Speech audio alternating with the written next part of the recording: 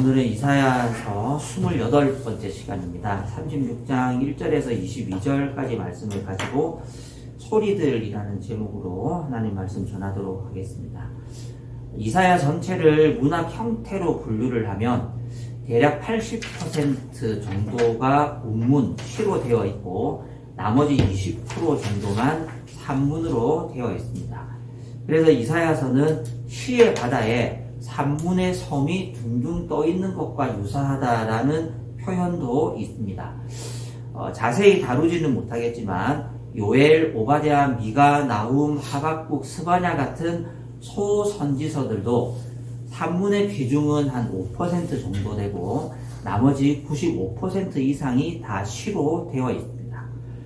그러니까 성경에서는 시편만 시가 아니고 시 문학의 형태는 구약의 아주 광범위한 표현 방법이라고 할 수 있습니다. 그러면 이 예언서들, 이사야를 포함한 이 예언서들에서 시와 산문의 역할은 각각 무엇이냐? 우리가 이걸 알아야 되겠죠. 이 예언서들에서 시는 메시지를 선포하고 산문은 배경을 설명하는 역할을 주로 합니다. 그래서 시, 운문이 메시지, what? 이라는 내용을 담고 있다면 산문은 배경, 언제, 어디서, 누가 무엇을 어떻게 했느냐라는 그 스토리를 설명하는 역할을 대체로 하고 있습니다. 오늘 본문도 이 개념을 잡고 읽으시면 이해에 더 도움이 될 겁니다. 이사야 36장에서 39장까지는 이사야 본문에서 가장 긴 산문인데요. 여러분들 성경을 보시면 자, 35장을 한번 보십시오. 35장의 첫 줄이 어떻게 인쇄가 되어 있습니까? 한쪽으로 물려나 있죠. 오른쪽으로. 그죠? 그리고 넘겨서 36장을 보십시오. 왼쪽으로 들어가 있지 않습니까? 이렇게 인쇄되지 않은 성경은 교환하십시오. 35장까지 이게 오른쪽으로 한 줄이 밀려가 있다는 것은 시라는 표시고요. 35장은 정상적으로 이게 인쇄가 되어 있잖아요. 이것은 산문이라는 표시예요. 그러니까 우리가 이 인쇄된 방법만 잘 봐도 35장까지는 계속해서 시가 나오더니 36장은 산문으로 이게 문체가 바뀌었네? 왜 이렇지? 왜 그렇다고요? 앞선 35장까지의 메시지의 배경을 설명하는구나 라고 이해하시면 성경을 읽는데 도움이 크게 됩니다. 1장에서 39장까지의 큰 줄거리는 아수르에 대한 심판과 또 그 아수르의 침공을 대비하고 하나님만 의지하라는 메시지였고요. 40장부터 66장까지의 큰 역사적인 배경은 바벨론 제국이 배경이 됩니다. 그래서 사실상 1장부터 35장까지는 아수르의 침공에 대한 경고와 하나님을 의지하는 신앙에 대한 메시지가 다 주어졌습니다. 그리고 36장부터 39장은 그 예언이 실제로 역사적으로 일어난 배경을 다루는 겁니다. 그리고 40장 이후부터는 바벨론으로 역사적 배경이 옮겨가는 그 징검다리 역할을 36장에서부터 39장까지의 산문, 이 히스기야 사건이 그 역할을 하는 겁니다. 우리가 그 산문 본문의 첫 번째 부분 36장을 다룰 텐데요. 우리가 이 히스기야 사건을 통해서 하나님께서 이 위기 가운데 이스라엘을 어떻게 다루고 계시는지 함께 은혜를 나누고자 합니다.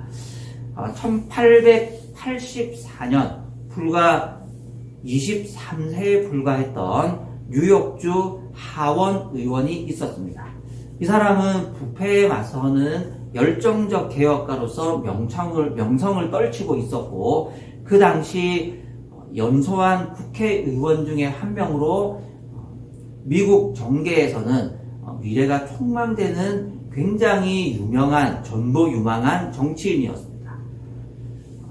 1884년 2월 13일 그의 딸 앨리스가 무사히 태어났다는 연락을 받고 집에서 멀리 떨어져 있었던 그 정치인은 친구들과 함께 출산 축하 파티를 했습니다. 그러나 곧이어 산후 후유증으로 아내가 위독하다는 정보를 받게 됩니다.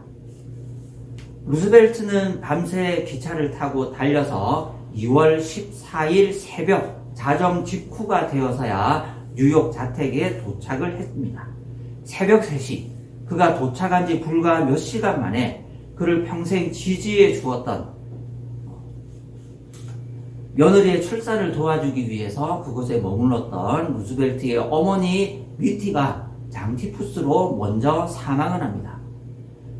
그리고 6월 14일 오후 2시 아내 앨리스의 상태가 급격히 악화되면서 출산 후유증으로 아내 역시 숨을 거두었습니다. 같은 날 어머니와 아내를 둘 다 잃어버리게 된 루스벨트는 갓 태어난 딸을 자기 누나에게 맡겨버리고 정치를 접고 자신의 일기장에 커다랗게 X 표시를 하고 단 한 문장만 썼다고 합니다. 이거 영어로 읽어야 되는데 The light has gone out of my life. 내 삶에 빛이 꺼졌다. 이것이 그 유명한 1884년 루스벨트의 발렌타인데이입니다. 오늘 본문의 히스기야 왕 14년이 바로 히스기야에게는 그런 해였습니다. 이사야 36장 1절은 히스기야 왕 제14년에라고 시작합니다. 이 14년은 히스기야의 인생에서 기쁨과 슬픔이 교차하는 가장 극적인 해였습니다. 왜냐하면 히스기야 14년은 그가 죽을 병에서 살아난 가장 큰 은혜를 체험한 이사야 38장의 사건이 일어난 해이기도 합니다. 자, 38장 1절 한번 찾아보십시오. 38장 1절이 어떻게 시작하느냐면 그 무렵에 히스기야가 병이 들어서 거의 죽게 되었는데 라고 시작하죠. 그 무렵에라는 그 무렵이 바로 히스기야 14년 혹은 14년보다 아주 약간 앞에 일어난 바로 그 무렵입니다. 그러니까 우리 성경은 어떻게 이 장들이 배열되어 있느냐면, 자, 저를 보세요. 어떻게 장들이 배열되어 있느냐면 36장부터 39장까지가 히스기야 사건이죠. 근데 36장, 37장은 아수르의 사내립이 들어와서 히스기야 14년에 유다가 큰 위기를 겪는 사건입니다. 그리고 38장, 39장은 그 무렵 히스기야 14년에 히스기야가 죽을 병에 걸려서 죽느냐 사느냐 하는 위기를 겪는 사건입니다. 자, 36장, 37장은 앞에 있고 38장, 39장은 뒤에 있죠. 그런데 어떤 사건이 먼저 일어난 사건이냐면 38장, 39장이 시기적으로 먼저 일어났던 사건이에요. 다시 정리하면 이렇습니다. 히스기야가 죽을 병에 들었다가 죽을 뻔하고 그 수명을 15년 연장받는 사건이 38장, 39장이 먼저 일어났고, 그리고 바로 그 사건이 일어난 지 얼마 되지 않아서 바로 아수르의 사내립이 유다를 침공해와요. 원래 역사적인 순서는 이렇습니다. 증거가 뭐냐? 히스기야가 총 29년을 통치를 합니다. 그런데 히스기야가 죽을 뻔하고 다시 살아나서 하나님께서 수명을 늘려준 횟수가 15년이거든요. 그러니까 언제 죽을 뻔하다 다시 살아난 거예요? 히스기야 14년이죠. 그런데 하나님께서 이사야를 통해서 38장, 39장 우리가 다룰 텐데요. 히스기야에게 주셨던 예언 중에 무엇이 있느냐면 아수르 왕의 침략으로부터 내가 너와 너의 가문과 이 나라를 보호해 줄 것이라는 예언의 메시지가 있어요. 그렇기 때문에 38장과 39장 히스기야가 죽을 병에 들었다가 기적적으로 살아나고 15년 생명을 연장받아서 총 29년 유다를 통치하는 38장, 39장의 사건이 먼저 일어난 사건이고, 우리가 오늘 다루고 있는 36장, 37장 사내립이 유다를 쳐들어온 히스기야 제14년에 일어난 이 전쟁은 그 다음 일어난 사건이에요. 이제 이 36장에서 39장의 사건이 정리가 되시죠? 예. 감사합니다. 히스기야의 14년은요, 루즈벨트의 1884년 발렌타인과 비견될 정도로 굉장히 드라마틱하고 극적인 해였습니다. 여러분들 인생에 특정한 연도를 한번 떠올려 보십시오. 내 인생에 아주 기쁜 일도 있었고 정말 슬픈 일도 있었고 너무나도 큼지막한 사건 사고들이 한 해에 연달아서 일어났기 때문에 정말 내 인생에 그 특정한 그 연도는 없었으면 좋겠다고 하는 그런 해가 있으시죠? 우리 인생의 작은 역사를 살펴봐도 정말 그 해는 끔찍했다. 우리 국가적으로 큰 위기, 세계적으로 큰 위기를 겪었던 코로나19. 정말 그 19년이 없었으면 얼마나 좋았겠습니까? 특정 역사의 한 페이지가 삭제되었으면 좋겠다라고 하는 그 끔찍한 해들이 있을 텐데 히스기야에게는 바로 자신의 재위 14년이 정말로 큰 하나님의 은혜를 경험하기도 했고 바로 그 해에 아수르의 사네립 왕이 쳐들어와서 나라가 멸망의 위기를 겪었던 정말 드라마틱한 해가 바로 36장 1절에 있는 히스기야 왕 제14년이었습니다. 이때 아수르의 왕 사네립이 그의 특사 랍사게를 보냅니다.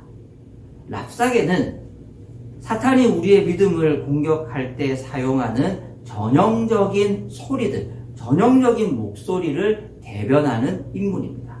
오늘 우리는 이 랍사게의 소리, 이 공격을 통해서 어떻게 원수 마귀가 우리의 신앙, 특별히 가장 큰 은혜를 받은 직후 우리의 삶이 순탄하게 이대로만 살았으면 좋겠다라고 생각했던 그 직후에 어떻게 우리의 삶이 무너지고 어떻게 우리가 하나님으로부터 멀어지는지 그 전략을 한번 오늘 본문을 통해서 분석해보고 절체절명의 위기 앞에서 삶이 점점 벼랑 끝으로 몰려가는 것만 같은 그 위기 속에 우리 예수 믿는 사람들이 취해야 할 올바른 신앙적인 자세가 무엇인지 함께 은혜를 나누고자 합니다.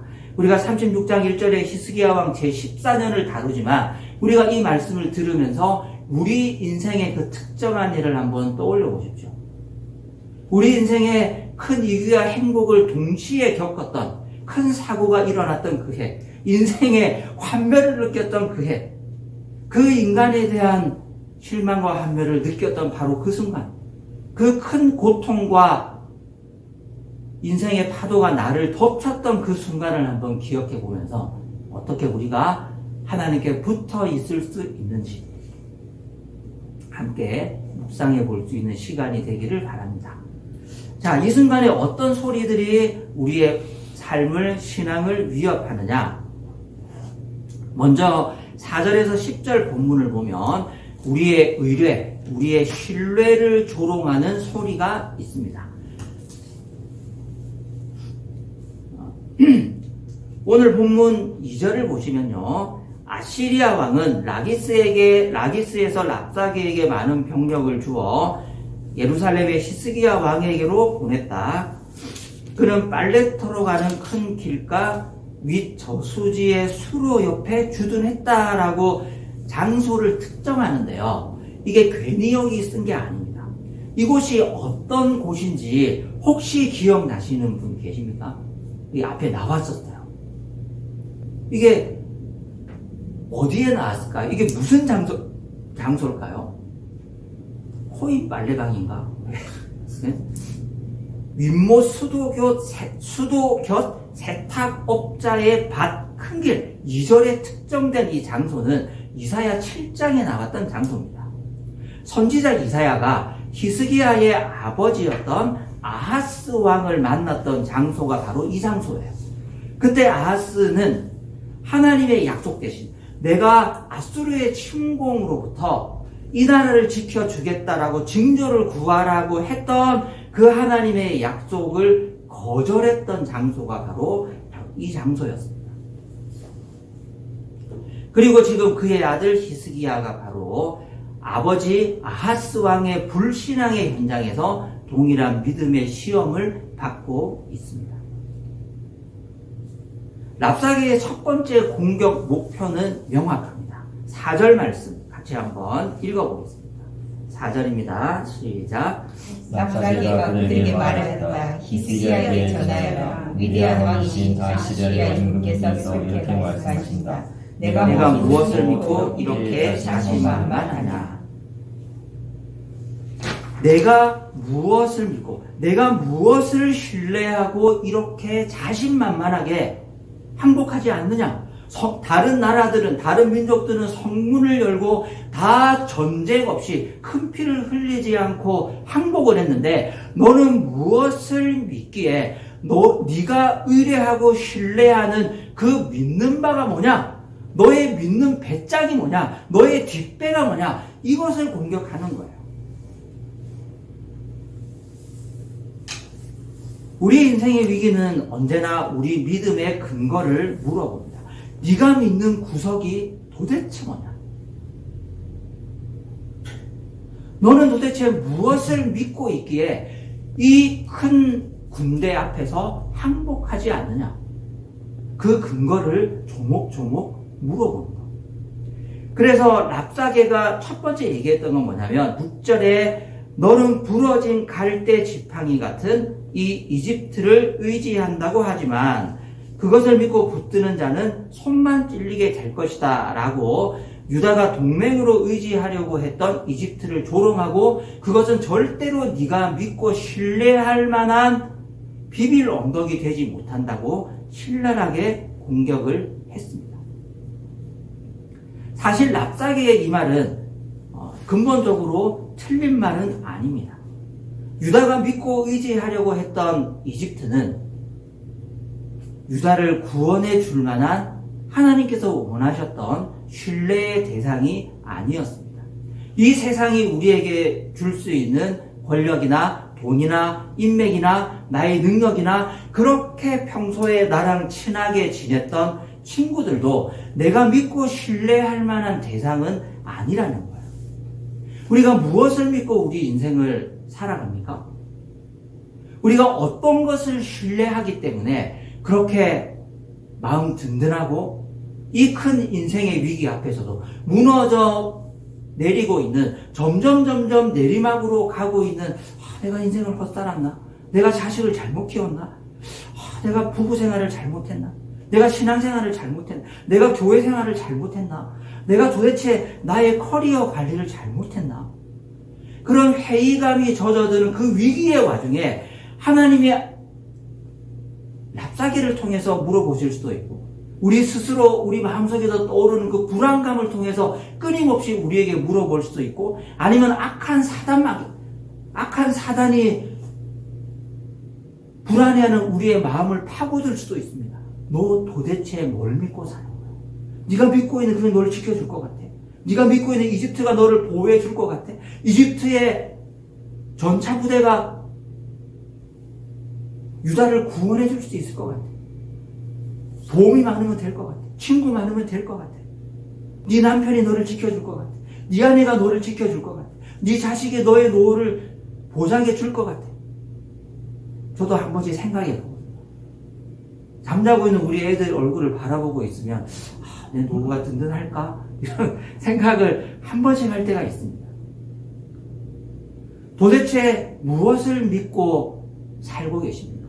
어떤 것이 우리의 비빌 언덕이 되고 흔들리는 내 인생을 붙잡아 줄 수 있는 정말 든든한 믿음의 반석이 된다고 확신하고 살아가십니다. 이것이 어떤 소리가 되었든 하나님 앞에서 정직하게 하면 그것을 직면할 때 내가 믿고 있는 그것이 끝까지 내 삶을, 내 마음을 지켜줄 것이라고 그 누가 장담할 수 있겠습니까? 심지어 우리 인생을 뒤흔들었던 루즈벨트의 1884년과 같았던 히스기야의 재위 14년과도 같았던 그리고 우리 각자의 그 어느 해와 같았던 그 인생의 폭풍우 앞에서 그것이 우리를 지켜줄 만한 우리가 신뢰할 만한 믿음의 대상이 됐던가요? 한번 질문해 보십시오. 두 번째로 이 위기 속에서 어떤 소리들이 들리느냐? 7절에서 10절 단락을 보시면 하나님을 의지하는 믿음을 왜곡하는 소리들이 들립니다. 이것이 바로 랍사게의 공격의 핵심이에요. 자, 우리 7절 말씀 같이 한번 읽겠습니다. 7절입니다. 시작. 너는 또 나에게 너희가 너희 하나님 의지한다고 말하겠지만 유다와 예루살렘에 사는 백성에게 예루살렘에 있는 이 제단 앞에서만 경배하여야 한다고 하면서 산당과 제단들을 다 헐어버린 것이 바로 너 히스기야가 아니냐. 이것은 정말로 무서운 공격입니다. 팩트 폭행도 이런 팩트 폭행이 없습니다. 지금 랍사게가 하는 말 중에 틀린 말이 객관적 사실만 따져봤을 때, 물론 해석은 틀렸지만 객관적으로 틀린 거 하나도 없어요. 히스기야가 지금 몇 년째 통치하고 있다고 했습니까? 네, 14년. 축복합니다. 14년 동안 왕위에 앉아서 통치하고 있을 때 히스기야는 정말로 좋은 정치를 많이 했거든요. 그가 집권하자마자, 자, 아까 잠깐 나왔었지만 히스기야의 아빠 이름이 뭐, 선왕의 이름이 뭐죠? 오늘 폼이 좋으신데요. 아하스 왕이었어요. 아하스 왕. 아하스는요, 진짜 신앙이 없었습니다.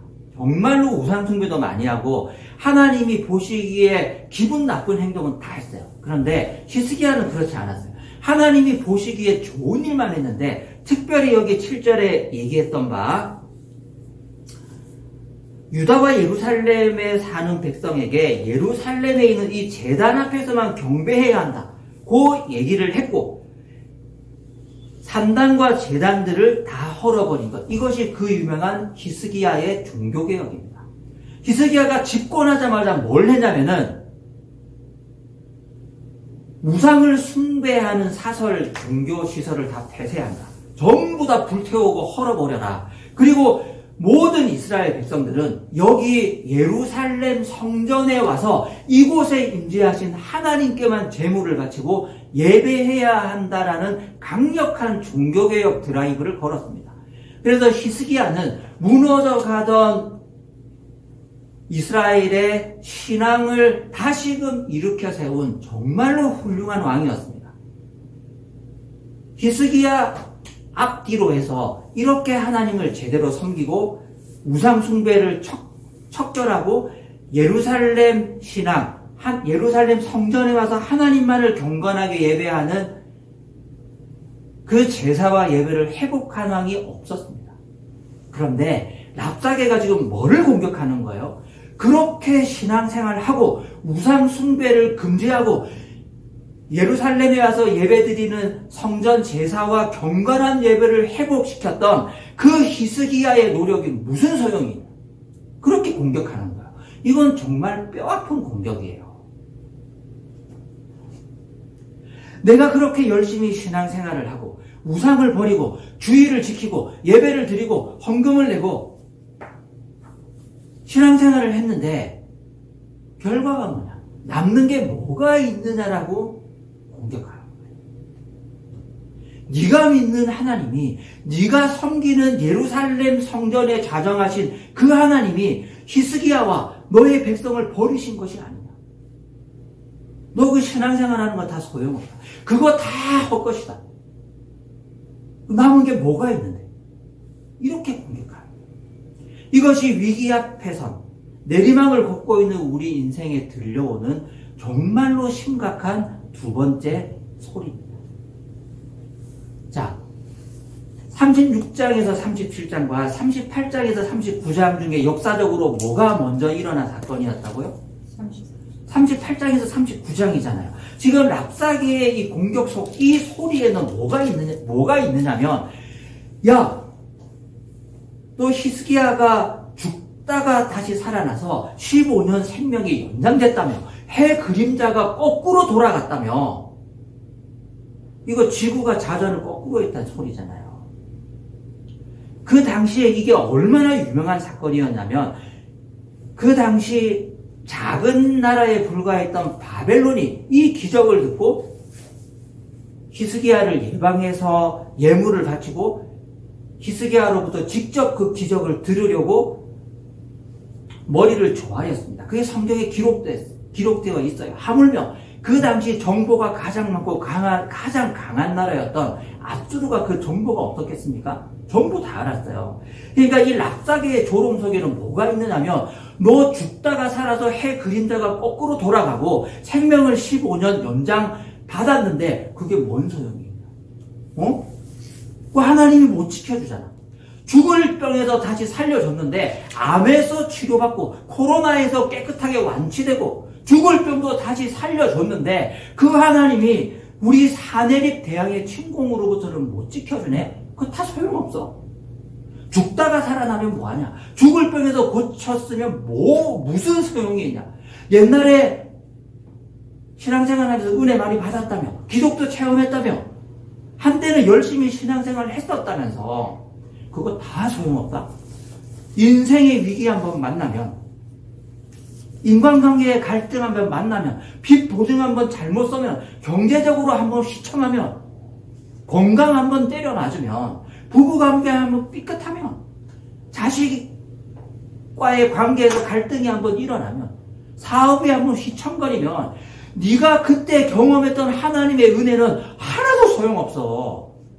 히스기야의 꼴을 봐라. 죽다가 살아나도 이 전쟁의 위기는 해결 못하잖냐. 그 하나님 무능하다. 이 소리가 들려오는 거예요. 하나님 여전히 우리를 지켜주고 계십니까? 하나님이 여전히 한때 우리를 인생의 위기 속에서 우리에게 은혜를 주시고 우리의 삶을 붙들고 계셨던 그 하나님의 은혜가 여전히 우리의 삶에도 효능감이 있습니까? 그것을 의심하게 하는 것이 두 번째 사탄의 소리예요. 마지막으로 세 번째 11절에서 20절 본문을 보시면 공동체를 흔드는 소리가 있습니다. 자, 11절 말씀 같이 한번 읽어보겠습니다. 시작. 엘리야김과 셈나와 요아가 랍사게에게 말하였다. 성벽 위에서 백성이 듣고 있으니 우리에게 유다말로 말씀하지 말아 주십시오. 이 종들에게 시리아 말로 말씀하여 주십시오. 우리가 시리아 말을 알아듣습니다. 지금 엘리야김과 셈나와 요아가 랍사게에게 싹싹 비는 게 무슨 내용입니까? 히스기야를 조롱하고 하나님을 조롱하고 이 심리전 이것을 유다말로 큰 소리로 이야기하면 우리 공동체가 흔들린다. 대국 확성기를 그렇게 크게 틀면 큰일 난다. 그 확성기 제발 꺼달라는 거예요. 왜요? 공동체가 이 소리를 듣고 분열되고 하나님을 의심하고 히스기야 왕을 의심하면 안 되기 때문에 우리 공동체가 흔들릴 수 있는 이 확성기를 꺼두시고 이 심리전을 제발 중단해 달라고 싹싹 비는 겁니다. 사탄의 공격은 항상 개인에게 머물지 않습니다. 반드시 공동체를 흔듭니다. 반드시 우리 한 사람 한 사람 개인의 그 심리적인 것만 흔드는 것이 아닙니다. 우리의 우울증, 우리의 건강, 우리 개인적인 실패만 흔드는 것이 아니에요. 그것만이 우리 인생의 위기가 아닙니다. 진짜 위기는 뭐예요? 가족 공동체가 흔들리는 거예요. 교회 공동체가 흔들리는 겁니다. 우리가 지난 연말에 경험해보지 않았습니까? 우리 국가 공동체가 흔들리니까 내가 회원했습니까? 예? 우리 집에 군인이 쳐들어오면 사실 우리하고 상관없는 일이에요. 우리 개인적으로 뭔 상관이 있어요? 우리는 다 아무 위협이 없었습니다. 그런데 불안하지 않으셨습니까? 국가 공동체가 흔들리면요, 우리 같은 소시민들도 불안하고 흔들리고 괜히 밤에 잠 안 오고. 이거 잘못하셨어요? 우리 아무 잘못이 없어요. 그럼에도 불구하고 우리 불안한 거예요. 내가 잘못하지 않아도 가족이 흔들리면 불안합니다. 교회가 흔들리면 성도들이 불안해요. 우리 지역 공동체가 흔들리면 우리가 제대로 살 수 없습니다. 하물며 이웃나라에 큰 재난만 일어나도 우리가 불안하잖아요. 이것이 어쩌면 사탄이 우리를 쥐고 흔드는 가장 큰 공격이고 가장 큰 불안의 소리입니다. 지금 본문 11절에 제발 유다말로 얘기하지 마십시오. 외국어로 얘기해 주십시오. 영어로 얘기해 주세요. 프랑스어로 얘기해 주세요. 하나님을 조롱하고 왕을 조롱하고 신앙을 흔드는 그 말이 우리 공동체에 병균처럼 퍼지면 진짜 우리는 멸망합니다. 이 공동체를 흔들지 말아달라고 싹싹 빌고 있는 겁니다. 자, 그리하여 16절 말씀 같이 한번 읽어보겠습니다. 시작. 히스기야의 말을 듣지 말아라. 아시리아의 임금님께서 이렇게 말씀하시다. 나와 평화조약을 맺고 나에게로 나오라. 그리하면 너희는 각각 자기의 포도나무와 자기의 무화과나무에서 난 열매를 따먹게 될 것이며 각기 자기가 판 샘물에서 물을 마시게 될 것이다. 여기 정말 교묘한 단어가 하나 나오는데요. 개역개정은 이렇게 번역했습니다. 16절 말씀을요. 히스기야에게 속지 말라. 너희는 내게 항복하고 내게 나아오라. 이것을 우리 새번역은 히스기야의 말을 듣지 말아라. 아시리아의 임금님께서 이렇게 말씀하신다. 나와 평화 조약을 맺고. 항복이라는 단어가 우리 새번역에 나오지 않죠. 그런데 개역개정 원래 히브리어 단어에 보면 여기 평화 조약이라는 단어가 바로 베라카라는 항복이라는 단어거든요. 이 베라카라는 단어가 굉장히 교묘한 뜻을 가지고 있습니다. 항복이라는 단어도 되고 평화조약이라는 단어도 되고 축복이라는 해석도 할 수 있습니다. 그러니까 지금 랍사게는 어떤 단어를 교묘하게 쓴 거예요. 항복이라는 뜻을 나타내는 히브리어 단어는 세고 셌습니다. 정말로 많아요. 그런데 그 중에 하나 굉장히 외교적이고 상대방을 흔들 수 있는 전략적인 베라카라는 단어를 쓴 거예요. 항복이 곧 축복이라고 한 거예요. 아수르와 타협하는 것, 세상과 타협하는 것, 불신앙과 타협하는 것, 너의 마음을 흔들고 있는 하나님과 공동체와 너의 개인의 삶을 흔들고 있는 그 교묘한 소리들과 타협해요. 그것이 곧 축복이다. 그렇게 끊임없이 우리의 마음에 거짓된 메시지와 소리를 들려주려고 합니다. 이것이 오늘날 세상이 우리 믿는 성도들과 교회를 유혹하는 가장 강력한 수단입니다. 우리가 붙잡고 있는 것, 우리가 발딛고 있는 그 베라카가 무엇이죠? 그것이 축복이라고 착각하게 하는 그 유혹을 벗어던지고 하나님만 의지하고 하나님만 신뢰할 수 있는 그 신앙을 다시금 회복할 수 있기를 간절히 바랍니다. 축복처럼 들리지만 평화조약처럼 들리지만 실상은 이 세상에 불신앙에 항복하는 겁니다.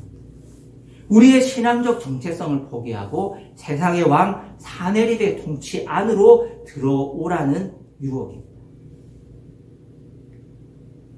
이 소리들로부터 우리의 마음과 뜻과 생각을 지킬 수 있는 우리가 될 수 있기를 바랍니다. 그러면 이 소리들, 이 유혹의 소리들 앞에서 우리가 취할 수 있는 단 한 가지 방법은 무엇일까요? 자, 21절 말씀 같이 한번 읽어보겠습니다. 21절입니다. 시작. 백성은 한마디도 대답하지 하지 않고 조용히 있었다. 그에게 아무런 대답도 하지 말라는 왕의 명령이 있었기 때문이다. 하나님 앞에 침묵하실 수 있기를 바랍니다. 하나님 앞에 고요히 엎드릴 수 있기를 바랍니다. 이 세상의 유혹과 축복과 항복과 타협과 불신앙과 배교와 그 불안감으로 우리를 뒤흔드는 온갖 소리들로부터 귀를 막고 조용하게 하나님 앞에 아무 얘기도 하지 말고 가만히 엎드려 보십시오. 그것이 필요합니다. 우리의 유일한 선택은 침묵입니다. 하나님 앞에 고요히 엎드려 있을 때 세상의 시끄러운 소리들이 지나가고 하나님께서 주시는 참된 평화와 그 잠잠함과 고요한 가운데 참 복음이 우리의 심령 속에 들려오게 될 줄로 믿습니다.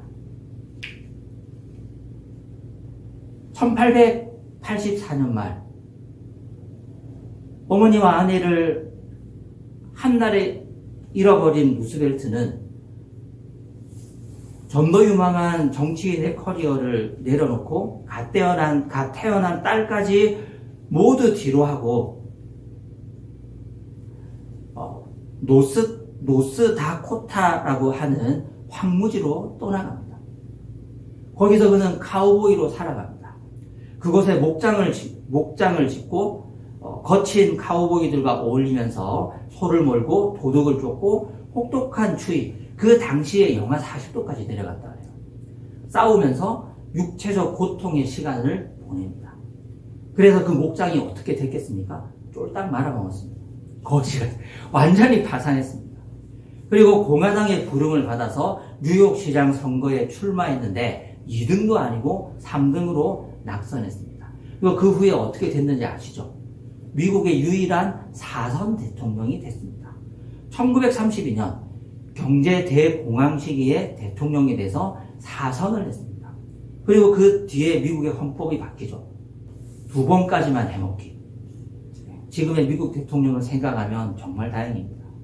루즈벨트 때문에 헌법이 바뀐 거예요. 미국인들이 가장 존경하는 그 위대한 루즈벨트 대통령이 된 겁니다. 나중에 루즈벨트가 자신의 자서전을 펴냈을 때 1884년 그 페이지는 없습니다. 단 한 문장도 나오지 않아요. 삭제됐습니다. 다른 곳에 딱 한 문장이 나오는데요. 이렇게 썼습니다. 그것은 광활하고, 목장을 자기가 사업이 망했던 그곳을 말하는 거죠. 그것은 광활하고 고요한 공간의 땅이었다. 다른 어떤 것도 나에게 그토록 절실히 필요했던 고독을 줄 수 없었을 것입니다. 루즈벨트의 1884년은 위기의 해였지만 동시에 침묵의 해이기도 했습니다. 히스기야의 제위 14년은 위기의 해였지만 동시에 기적의 해이기도 했습니다. 여러분의 연년도는 위기의 해이기도 하지만 침묵의 해가 될 수 있기도 간절히 바랍니다. 세상의 소리로부터 귀를 닫고 하나님 앞에 다시금 엎드리십시오. 거기에 참된 축복과 평화와 안식이 있습니다.